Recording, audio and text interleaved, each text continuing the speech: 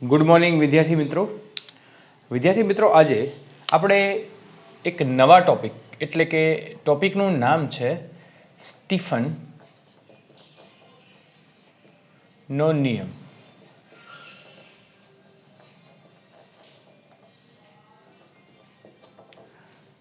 Stephen નામના વૈજ્ઞાનિકે પદાર્થમાંથી ઉત્સર્જિત થતી ઉર્જા એની વિશે આપણને માહિતી આપી છે. કોઈ પણ પદાર્થને ગરમ કરીએ છીએ મિત્રો ત્યારે જે ઉર્જા ઉત્પન્ન થાય છે એ ઉર્જા અને તાપમાન વચ્ચેનો સંબંધ કેવો હશે એની વિશેની માહિતી આપણને આ ટોપિકમાં આપી છે.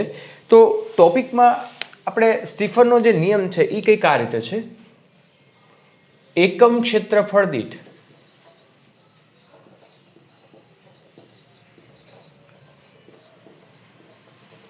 અને એકમ સમયમાં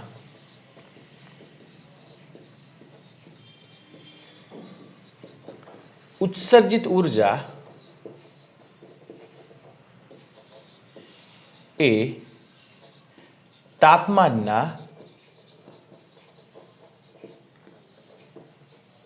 ચતુર્થ ઘાતના સમપ્રમાણમાં છે.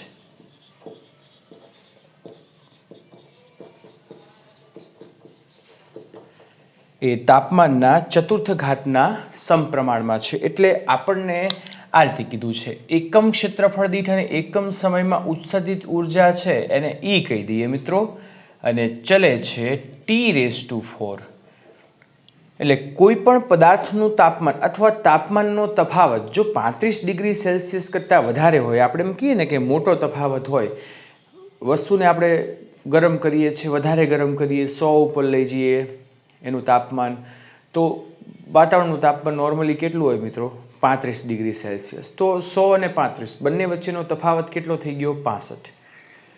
તો એટલો મોટો તફાવત હોય ત્યારે જે કોઈ પદાર્થ છે ને એ એકમ ક્ષેત્રફળ દીઠ અને એકમ સમયમાં જે ઉર્જા ઉત્સર્જિત કરે છે એ તાપમાનના ચતુર્થ ઘાતના સમપ્રમાણમાં છે મિત્રો. અચ્છા, E એટલે શું?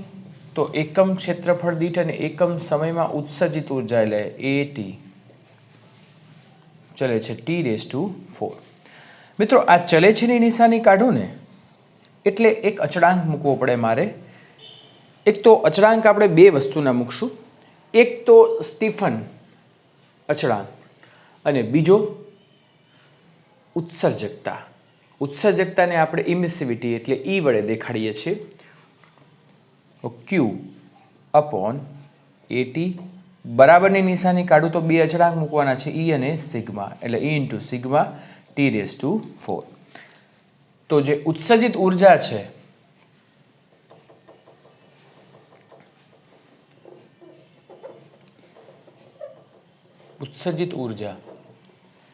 એ આપણને આપી દીધી છે. તમે જુઓ તો Q = sigma × E T⁴ A × T. Okay, yes મિત્રો. તો આ આપણું આખું સૂત્ર થઈ ગયું. એમાં સિગ્મા એટલે સ્ટીફન અચળાંક,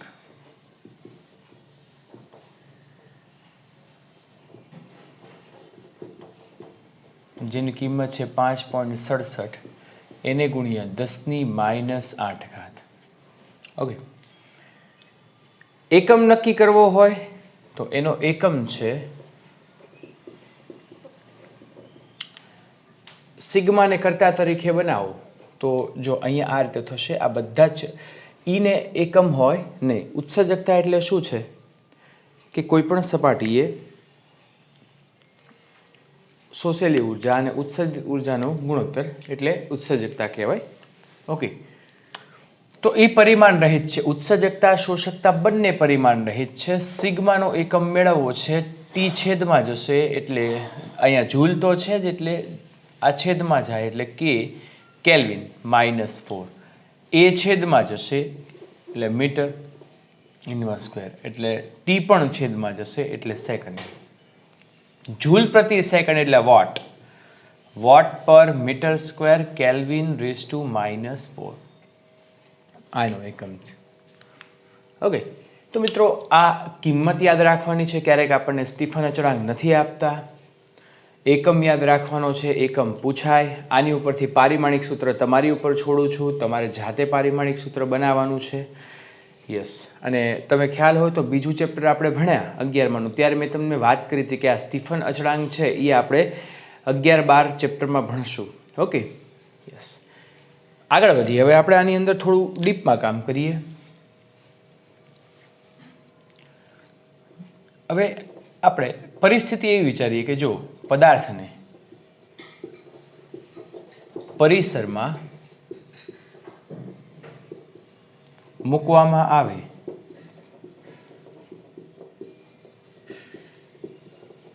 તો કોઈ પણ પદાર્થ છે એને હું પરિસરમાં મૂકું છું, એટલે પરિસર છે એટલે હું આને ધારી લઉં છું આ પરિસર છે. ઓકે. એની અંદર કોઈ પદાર્થને મૂકું છું જેનું તાપમાન T છે અને પરિસરનું તાપમાન T0 છે. ઓબ્વિયસ વસ્તુ હોય કે T ગ્રેટર ધેન શું છે T0, પદાર્થને ગરમ કર્યું છે તો વાતાવરણના તાપમાન કરતાં વધારે હશે. તો આ પદાર્થ શું કરે કે ભાઈ વાતાવરણના તાપમાન સાથે સંતુલન જાળવવાનો પ્રયત્ન કરશે અને એ જાળવવાના પ્રયત્નના ભાગરૂપે અહીંયા ઉર્જા ઉત્સર્જિત કરશે. બરાબર ને? અહીંયા શું કરે છે? ઉર્જા ઉત્સર્જિત કરે. તો આ જે ઉર્જા ઉત્સર્જિત થાય છે એને મારે લખવી હોય ને તો થોડો ફેરફાર આ સૂત્રમાં કરવાનો છે. ઓકે. શું કરીશું? આ સૂત્રમાં થોડો ફેરફાર હું આ રીતે કરીશ. Q is equal to sigma E A T. આ તો એમને જ રહેશે, બદલાશે ખાલી T⁴ માઇનસ T⁴. ડન. કેમ કે અહીંયા મારે તાપમાનનો તફાવત લેવાનો છે મિત્રો, અને તાપમાનનો તફાવત લેવો હોય આ ખરેખર છે ને એ આમ છે Q માઇનસ Q0, અને ડેશ કહી દઉં હો મિત્રો. એટલે કે વાતાવરણની ઉત્સર્જકતા, વાતાવરણનું તાપમાન અને પદાર્થનું તાપમાન, એટલે કે પદાર્થ દ્વારા ઉર્જા ઉત્સર્જિત થાય છે અને અહીંયા વાતાવરણ દ્વારા ઉર્જા શોષિત થાય. આ જે ઉર્જા ઉત્સર્જિત કરે એ વાતાવરણ એને કારણે ગરમ થાય. અને એ તો આપણને ખ્યાલ છે. અત્યારે એસી, ઘણા બધા ઇલેક્ટ્રોનિક્સ પરિપથનો ઉપયોગ થઈ ગયો છે. તો પૃથ્વીનું વાતાવરણ તો આમ કે આપણે પૃથ્વી ઘન ગોળો છે, એની ઉપર એક સેલ આવેલું છે. સેલ એટલે વાતાવરણનું. એટલે પૃથ્વી તરફથી જે ઉત્સર્જિત ઉર્જા છે ને એ બહાર નથી જઈ શકતી, બહારથી અંદર આવી શકે છે. એને કારણે દરેક વર્ષે સરેરાશ તાપમાન વધે છે. તો અહીંયા અચ્છા, હવે આપણો મુદ્દો એ છે કે આ તાપમાનનો, આ ઉર્જાનો તફાવત છે. ઓકે. જો આને AT છેદમાં મૂકી દઉં તો આ E થઈ જશે, કારણ કે E is equal two Q/AT. એટલે અહીંયા સિગ્મા E.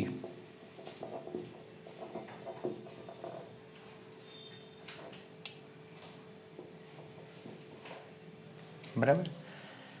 ઓકે.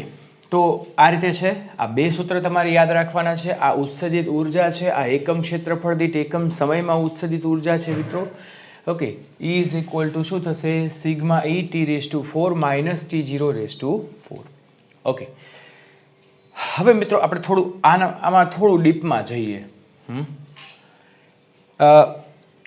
અહીંયા હું એમ કહું કે જો ગ્રે બોડી હોય, એટલે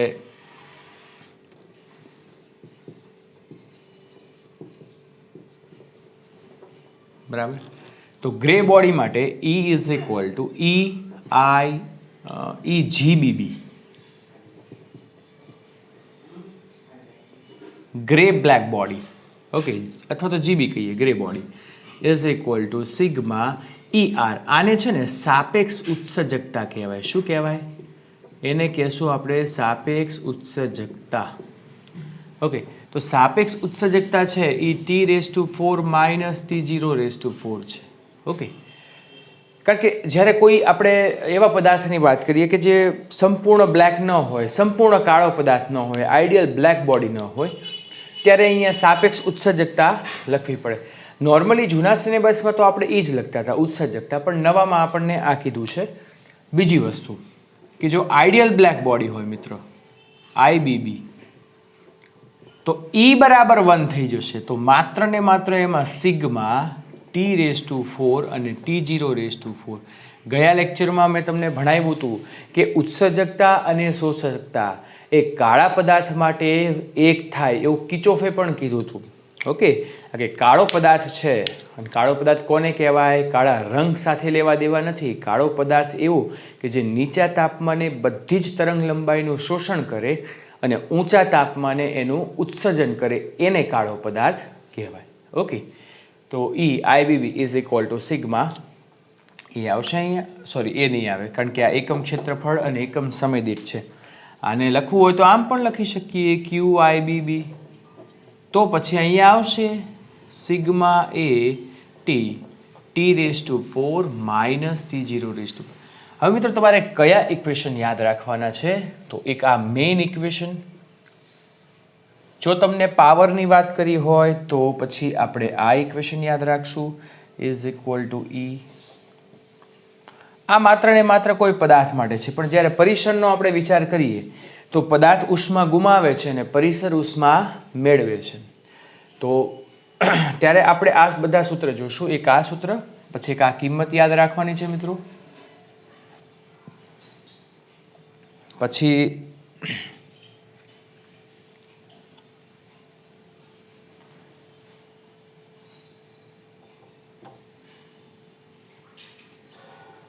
બરાબર, પછી આ તો શું છે કે સિચ્યુએશન પ્રમાણે, કે જો આપણને સંપૂર્ણ કાળો પદાર્થ આપ્યો હોય તો E બરાબર 1 લઈ લેવાનું. ક્યુના સ્વરૂપમાં જોતું હોય તો A ઇન્ટુ T આપણે અહીંયા ગુણવું પડે. જો આપણને એકમ ક્ષેત્રફળ દીઠને એકમ સમયમાં કીધું હોય તો નહીં, તો સીધું આ લખી લેવાનું. ઓકે, ચલો મિત્રો, હવે ત્યાર પછી આપણે થોડા આગળ વધીએ. સૂત્ર બધાને યાદ રહી ગયા? પાકો? ઓકે,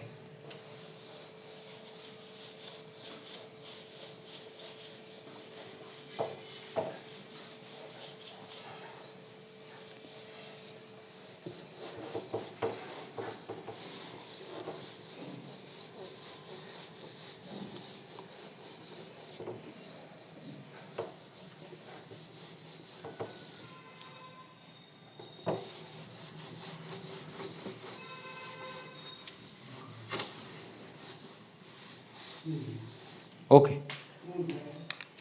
હવે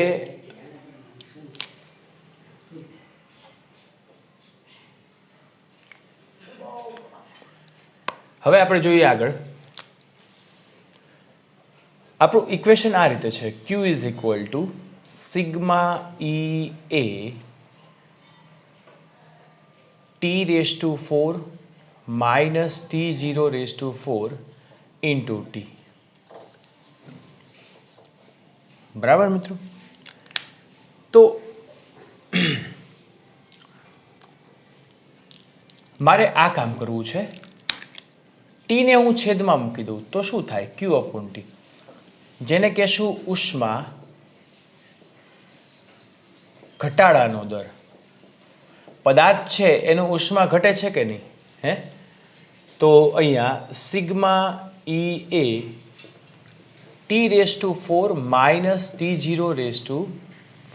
ઓકે, ડન. તો આને ઉષ્મા ઘટાડાનો દર કહીએ છીએ મિત્રો. અચ્છા, એને આપણે લખવું હોય તો આમ પણ લખી શકીએ, dQ/dt is equal to sigma E A T⁴ minus T⁴. જો મિત્રો સંપૂર્ણ કાળો પદાર્થ હોય તો એ બરાબર શું લેશું આપણે? 1, અને આને આપણે RH વડે કહી દઈએ. ઓકે, અને આપણે એક ઉષ્મા ઘટાડાનો દર છે. ઉષ્મા ઘટાડાનો દર એટલે જ્યારે પદાર્થને આપણે વાતાવરણમાં ગરમ કરીને મૂકી દઈએ મિત્રો, તો એ શું કરે છે? ઉષ્મા ગુમાવે છે. તો એને ઉષ્મા ઘટાડાના દર સાથે આપણે સરખાવી દીધું. ઉષ્મા ઘટાડાનો દર આપણે R is equal two dQ, RH is equal two dQ/dt. ત્યાર પછી આ તો બધાને યાદ છે, dQ is equal two mc delta T. થાય કે નહીં? તો મૂકી દો dQ ની જગ્યાએ, અહીંયા મૂકશું આપણે તો mc delta T upon dt is equal to sigma E A T⁴ minus T⁴. m into C એને છેદમાં મૂકી દઉં તો અહીંયા ડેલ્ટા ટીની જગ્યાએ dt લખું અપોન d⁻t લખું, જેને તાપમાન ઘટાડાનો દર કહે છે. એને શું કહેવામાં આવે છે? તાપમાન ઘટાડાનો દર. તો તાપમાન ઘટાડાનો દર છે એ સિગ્મા ઈ એ m/c T⁴ માઇનસ T⁴. મિત્રો હવે અહીંયા હું બધા જ પદની આપણે ઓળખ લઈ લઈએ. તો સિગ્મા બરાબર સ્ટીફન અચળાંક છે, ઈ બરાબર ઉત્સર્જકતા છે જે સંપૂર્ણ કાળા પદાર્થ માટે 1 છે, એ બરાબર ક્ષેત્રફળ છે સપાટીનું, m એટલે પદાર્થનું દળ, c એટલે વિશિષ્ટ ઉષ્મા, t એટલે પદાર્થનું તાપમાન, T0 એટલે પરિસરનું તાપમાન. આ નોંધી લેજો, તમને ખ્યાલ હોવો જોઈએ, બરાબર ને? યસ. તો આને કહીએ છીએ આપણે RF.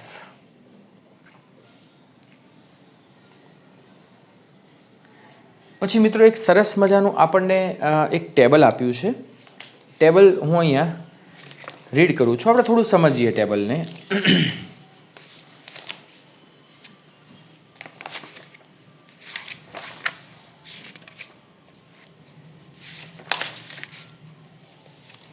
ઓકે, જો ટેબલ આ રીતે છે. બે ઘન ગોળા, સમાન પદાર્થ એટલે બંનેનું મટીરિયલ કેવું છે? સરખું. ઓકે, સમાન T0 S એટલે વિશિષ્ટ ઉષ્મા, આપણે C દર્શાવી છે, ρ એટલે ઘનતા, પણ બંનેની ત્રિજ્યા કેવી છે મિત્રો? જુદી જુદી છે. તો આવા સમયે RH એટલે ઉષ્મા ઘટાડાનો દર, RH એ ત્રિજ્યાના સમપ્રમાણમાં છે અને RF એ ત્રિજ્યાના વ્યસ્ત પ્રમાણમાં છે. એટલે RH છે એ ત્રિજ્યાના વર્ગના સમપ્રમાણમાં છે અને RF કે જે તાપમાન ઘટાડાનો દર છે મિત્રો એ ત્રિજ્યાના વ્યસ્ત પ્રમાણમાં છે, પણ સ્ક્વેર નથી, ધ્યાન રાખજો. ઓકે, છે ને, તમે આ બંનેની અંદર ઘનતા અને કદનો બધાનો હિસાબ કરશો ને એટલે એ આવે છે ઇક્વેશન, પણ એમાં પડવાની જરૂર નથી, બરાબર? પછી બે ઘન ગોળાઓ છે, જુદા જુદા દ્રવ્યના છે. દ્રવ્ય બંનેના, એક એલ્યુમિનિયમ છે, એક લોખંડ છે. તો જુદા જુદા દ્રવ્યના પણ સમાન T અને T0 એટલે કે પરિસરનું તાપમાન અને પદાર્થનું તાપમાન કેવું છે? સમાન છે. તો આવા સમયે RH ચલે છે R² અને RF ચલે છે 1/r⁻S. S એટલે C, એટલે કે ત્રિજ્યા RF છે એ ત્રિજ્યા, ઘનતા અને વિશિષ્ટ ઉષ્માના વ્યસ્ત પ્રમાણમાં છે. ઓકે, અને ઉષ્મા ઘટાડાનો દર RH એ ત્રિજ્યાના વર્ગના સમપ્રમાણમાં છે. ત્રીજું, જુદા જુદા આકારના પદાર્થો, સમઘન, ગોળો, નળાકાર અને સપાટ પૃષ્ઠ. તો એમાં એવું કીધું છે કે ઉષ્મા ઘટાડાનો દર ચલે છે એ, એટલે એનો મિનિંગ શું થયો? કે જેનું ક્ષેત્રફળ વધારે છે. જો ક્ષેત્રફળ વધારે, એનો મિનિંગ એ કરજો કે વાતાવરણના સંપર્કમાં જે સપાટી વધારે ખુલ્લી હોય ને, એટલે વાતાવરણના સંપર્કમાં જે સપાટી ખુલ્લી હોય અને જેનું ક્ષેત્રફળ વધારે હોય એવી સપાટી માટે ઉષ્મા ઘટાડાનો દર વધારે હોય છે, એટલે ઝડપથી ઉષ્મા ગુમાવે છે. અને RF ચલે છે A/V, એટલે ક્ષેત્રફળના સમપ્રમાણમાં અને કદના વ્યસ્ત પ્રમાણમાં છે. એટલે તાપમાનના ઘટાડાનો દર એ જેનું કદ ઓછું અને જેનું ક્ષેત્રફળ વધારે એની માટે તાપમાન ઘટાડાનો દર કેવો છે? વધારે છે. ઓકે મિત્રો? યસ. બે ગોળાઓ, એક નક્કર છે, બીજો પોલો છે. ગોળાનું તાપમાન, પરિસરનું તાપમાન, વિશિષ્ટ ઉષ્મા અને R સમાન છે. ઓકે, એટલે જો R સમાન એટલે શું છે? કે ઘટાડાનો દર. હવે RF કયો કે RH કયો, બંને માટે RH, જો અહીંયા કીધું છે કે RH બંને માટે સમાન છે, એટલે ઉષ્મા ઘટાડાનો દર બંને માટે સમાન છે. અને જો તાપમાન ઘટાડાના દરની વાત કરીએ મિત્રો RFની, તો પોલા ગોળા માટે મહત્તમ અને ઘન ગોળા માટે ન્યૂનતમ. ઓકે, એટલે પોલા ગોળા માટે મહત્તમ એટલે તાપમાન, પોલો ગોળો છે એ ઝડપથી તાપમાન ગુમાવશે અને ઘન ગોળો એ ધીમેથી તાપમાન ગુમાવશે. ઓકે, પછી પાંચમું જોઈએ, જુદા જુદા પદાર્થોના બનેલા અને જુદા જુદા પદાર્થો. એટલે જુદા જુદા પદાર્થો એટલે કે બંનેના દ્રવ્ય અલગ અલગ છે. T, T0, M અને A એટલે પદાર્થનું તાપમાન, T0 એટલે પરિસરનું તાપમાન, M એટલે દળ, A એટલે ક્ષેત્રફળ સમાન છે, માત્ર બંનેની વિશિષ્ટ ઉષ્મા અલગ અલગ છે, S અલગ. તો એમાં પણ RH બધા પદાર્થો માટે સમાન, એટલે કે ઉષ્મા ઘટાડાનો દર બધા માટે કેવો રહેશે મિત્રો? સમાન. અને RF ચલે છે 1/c, તાપમાન ઘટાડાનો દર છે એ વિશિષ્ટ ઉષ્માના વ્યસ્ત પ્રમાણમાં. મિત્રો આ પરિસ્થિતિ તમારે એક વખત વાંચવી પડશે, મોઢે કરવી પડશે, બધાય કરી નાખવાની છે હો. જો કઈ રીતે આવ્યું એની ચિંતા અત્યારે કરશો નહીં, પણ શું આવ્યું છે એની ચિંતા કરજો, અને કેમ આપણે યાદ રાખશું એની ચિંતા કરજો. Okay, yes. હવે મિત્રો આપણને જ્યારે પદાર્થ વિકિરણના કારણે ઠંડો પડે ત્યારે ઠંડા પડવાનો આધાર નીચેના પરિબળ ઉપર છે. પહેલું પરિબળ, વિકિરણ ઉત્સર્જાતા પૃષ્ઠની પ્રકૃતિ, એટલે વધુ ઉત્સર્જકતા જેની હોય એનું કુલિંગ વધારે ઝડપથી થશે. ઉત્સર્જકતા એટલે જે ઝડપથી ઉત્સર્જે, પોતાની ઉર્જા ગુમાવે એ ઝડપથી ઠંડો પડે, કારણ કે ગરમ ઉર્જા ઝડપથી ગુમાવતો હોય તો એ ઝડપથી ઠંડો પડશે. પછી વિકિરણ ઉત્સર્જાતા પૃષ્ઠનું ક્ષેત્રફળ, તો વિકિરણનું પૃષ્ઠનું ક્ષેત્રફળ વધારે હોય તેનું કુલિંગ ઝડપી થાય. હવે એનો જો હું મિનિંગ તમને સમજાવું કે એક સમઘન છે આપણી પાસે. ઓકે, એક અહીંયા આપણે શું કરીએ, ડિસ્ક ગણી લઈએ, ડિસ્ક ઓલી આવે ને DVD. ઓકે, અને એક છે ને આપણે અહીંયા ગોળો લઈ લઈએ. હવે મિત્રો તમે મને એમ કહો કે આ હવા સાથે કઈ સપાટીનું ક્ષેત્રફળ વધારે સંકળાયેલું હશે? જો આ બુક છે તો આ રીતે આનું ક્ષેત્રફળ, બરાબર. પછી હું બુકને આમ કરી નાખું, એક જ ક્ષેત્રફળ સંકળાયેલું હશે. હું આમ કરી નાખું તો આ ભાગ જ હવા સાથે સંકળાયેલો છે. આપણે આ ઉર્જાની જ ગણતરી કરવાની છે. તો આ ક્ષેત્રફળ કેવું થઈ ગયું? ઓછું. પણ હું આમ કરીને આમ ગોઠવી દઉં તો આમ કરીને આમ, તો આ ક્ષેત્રફળ કેવું થઈ ગયું? વધારે. એમ અહીંયા સૌથી વધારે ઠંડુ કોણ ઝડપથી પડશે? એક તો જેનું કદ, આનું કદ ઓછું છે, બરાબર ને, આ બંનેનું કદ આના કરતાં વધારે, એટલે જેનું કદ ઓછું હોય ને ક્ષેત્રફળ વધારે હોય એ ઝડપથી ઉષ્મા ગુમાવે ને ઝડપથી ઠંડુ પણ પડે. ઓકે, તો મિત્રો એ વસ્તુ છે તમારે યાદ રાખવાની છે.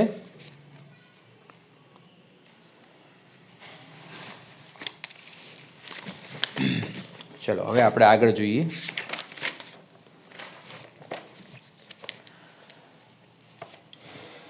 વિકિરણ ઉત્સર્જાતા પદાર્થનું દળ.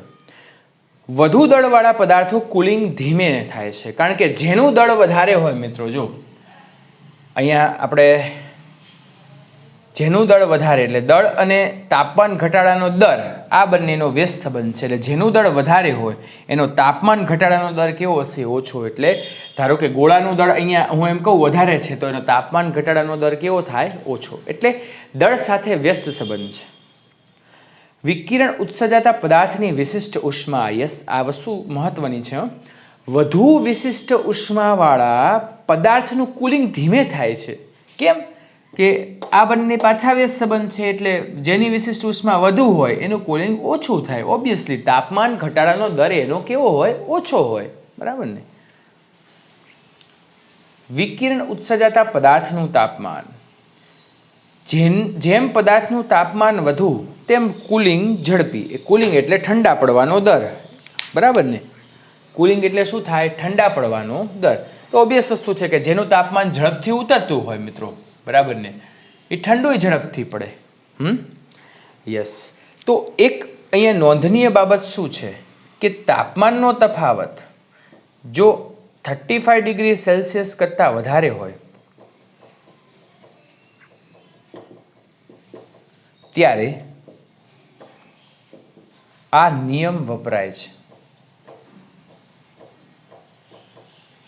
એટલે છે ને નોર્મલી આમ 40-45 ડિગ્રી આગળ લઈ જાઓ ને ત્યારે પદાર્થ છે ને ગરમ થાય ને પોતાનામાંથી વિકિરણનું ઉત્સર્જન કરે છે. એટલે એની માટે સ્ટીફન બોલ્ટ્ઝમેને પણ કીધું છે, અને આપણે વિનના સ્થાનાંતરનો નિયમ પણ જોવાનો છે મિત્રો. ઓકે, હા, હવે આપણે જોઈએ ન્યૂટનના શીતનનો નિયમ.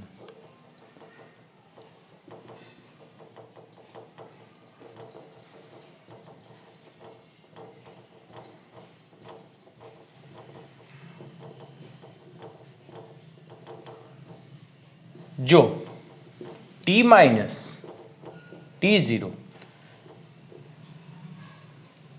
does not greater than 35 degrees Celsius હોય તો ન્યૂટનના શીતનનો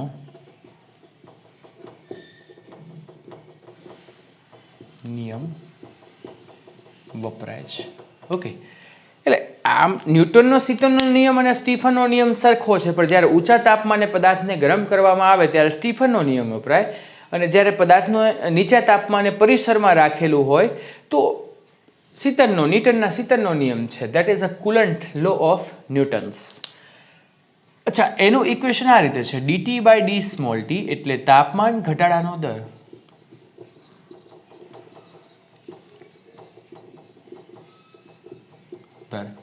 એ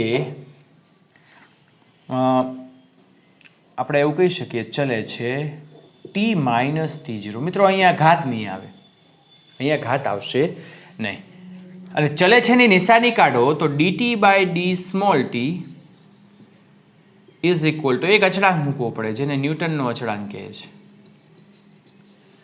અથવા તાપમાન ઘટાડાનો અચળાંક, બે કહી શકો, no problem, T minus T0. Okay, yes, આ તાપમાનનો તફાવત dt એટલે નાનો તફાવત, ડી સ્મોલ ટી એટલે સમયનો તફાવત, ટી એટલે શું?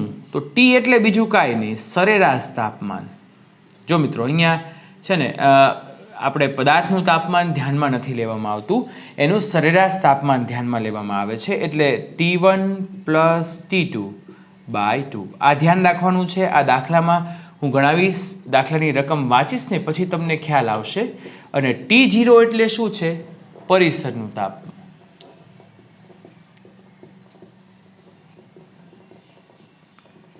T0 એટલે શું થાય?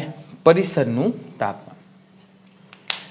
તો મિત્રો હવે આ જે પરિસરનું તાપમાન અને આ જે સરેરાશ તાપમાન, જેને પદાર્થનું તાપમાન કહી શકીએ, પણ પદાર્થનું તાપમાન જેમ જેમ ઘટે ને મિત્રો એમ આપણે અહીંયા પરિસરનું તાપમાન ને પદાર્થના તાપમાનને સરેરાશ તાપમાન તરીકે લઈશું.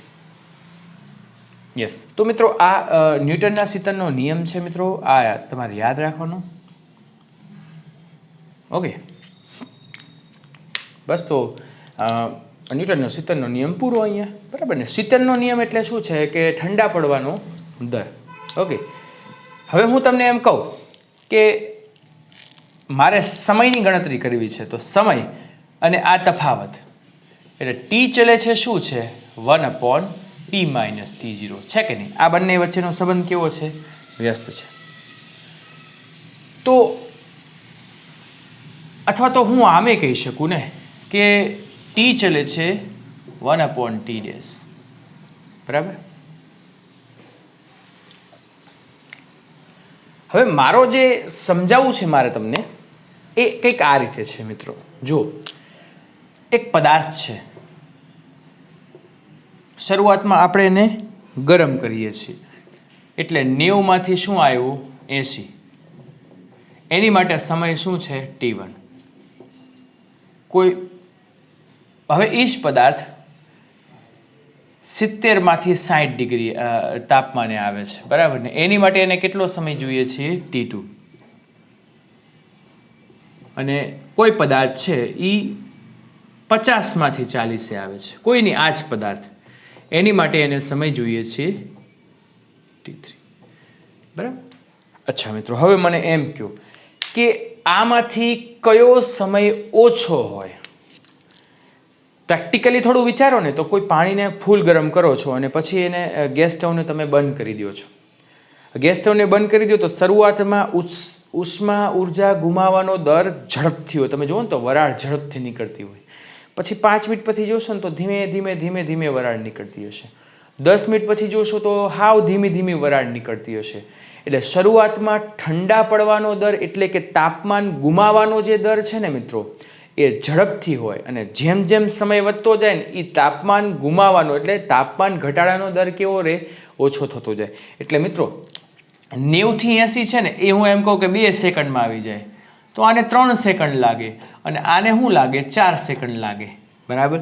તો T1 less than T2 less than T3 એટલે જેમ જેમ તાપમાન ઘટે છે, જેમ જેમ તાપમાન ઘટે એટલે ઘટાડા, આ શું છે? તાપમાનનો તફાવત છે. જો તાપમાનનો તફાવત દરેકમાં સરખો છે પાછો, બરાબર ને, પણ હું એમ કહું કે ઊંચા તાપમાને આપણે તફાવત લઈએ છીએ, બરાબર ને મિત્રો. તો આવા સમયે અહીંયા જો પછી તમે બધા એમ કહેશો સર આ તો 50, 60, 90 ડિગ્રી લઈ ગયા, પણ તાપમાનનો તફાવત 35 ડિગ્રી સેલ્સિયસ કરતાં વધારે હોય નહીં. તો ત્યારે જે તાપમાન ઘટાડાનો દર છે, બરાબર ને, એ આનો ઓછો, આનો વધારે ને સૌથી વધારે આનો, બરાબર. તો આ વસ્તુ તમારે મિત્રો યાદ રાખવાની છે, બરાબર. ચલો અહીંયા ન્યૂટનના શીતળનો નિયમ પૂરો થઈ ગયો. આ બધી જ વસ્તુ આપણે નોંધી છે એ યાદ રાખી લેવાની છે, બરાબર. હવે જોઈએ વિનના સ્થાનાંતરનો નિયમ.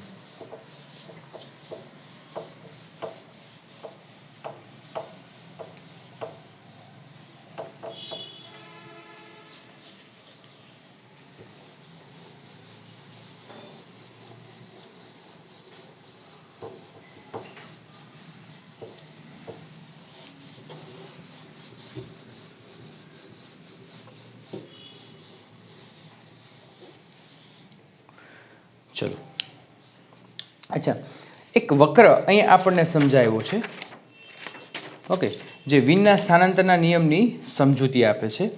ઓકે, હવે વક્ર છે એ સ્પેક્ટ્રલ ઉત્સર્જન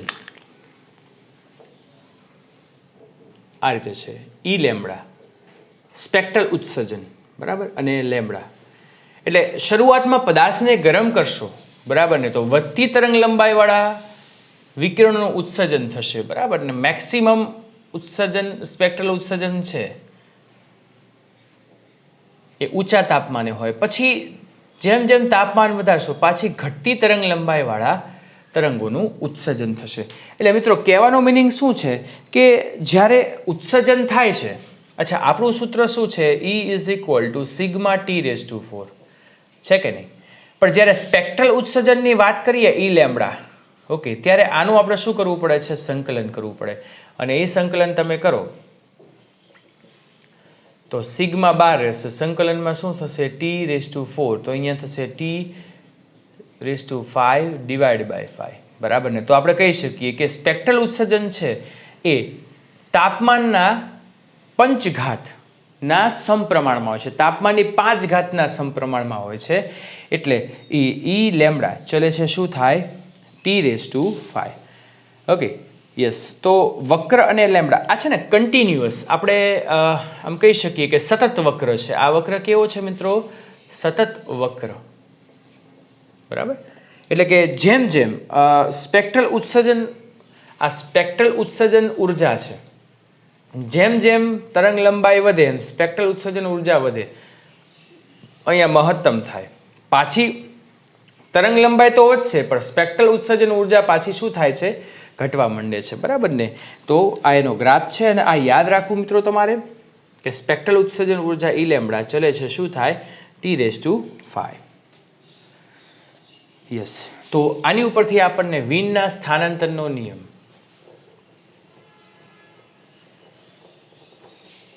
આ જ વસ્તુની સમજૂતી આપે છે. શું સમજૂતી આપે છે મિત્રો? એ એવું કહે છે કે અહીંયા જે સ્પેક્ટ્રલ ઉત્સર્જન ઉર્જાની તરંગ લંબાઈ છે, વિકિરણની તરંગ લંબાઈ, એ તાપમાનના વ્યસ્ત પ્રમાણમાં છે. એટલે જેમ જેમ તાપમાન વધે તેમ તેમ તરંગ લંબાઈ ઘટે, એટલે ઘટતી તરંગ લંબાઈવાળા વિકિરણોનું ઉત્સર્જન થાય. હવે આની સમજૂતી, હું એક પદાર્થને ખૂબ જ ગરમ કરું છું, ઓકે, અને આપણને ખબર છે જાનીવાલી પીનારા, આમ જશો તો લેમ્બડા વધે, ઓકે, અને આવૃત્તિ ઘટે, અને આમ જશો તો લેમ્બડા ઘટે અને F વધે, બરાબર. તો જેમ જેમ તાપમાન વધારું,